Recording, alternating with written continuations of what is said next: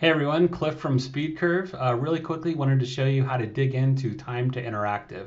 We get a lot of questions about TTI, and we wanted to show you a couple of things that we think drives that up and allows you to look in and understand further what's contributing to a longer time to interactive. In this case, we've got a site whose time to interactive is around 20 seconds.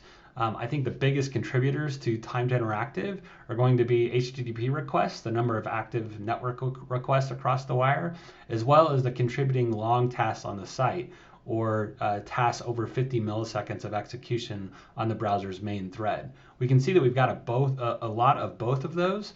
So if I quickly jump over to my first and third party dashboard, this is a great way to look at it. I can see that the attribution here between first and third party is pretty high on both sides for the number of long tasks. They're about 1.3, 1.2 seconds for each. I can also see that there's a disproportionate a number of HTTP requests to third parties, at 249. And down here, I can start to get some attribution for these things, seeing where the long task time is being spent across the different request groups for the third party, as well as the number of requests for the third party.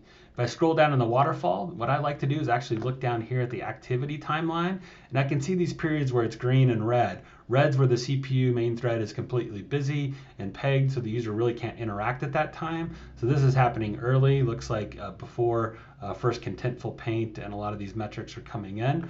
And now we can also see down here that there's some other activity later on in the page that's pushing out that time to interactive.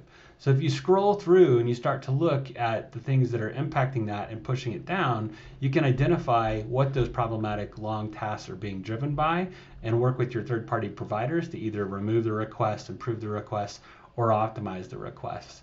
And as you can see down here, we've got this from Amazon CloudFront, which we saw at the top, 315 milliseconds of long task time right here for this specific script that's being run. And you can see that that's actually blocking our time to interactive pretty profoundly.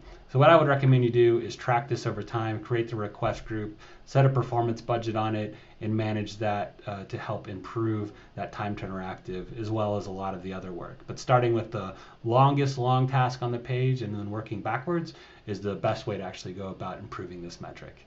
Thanks and have a great day.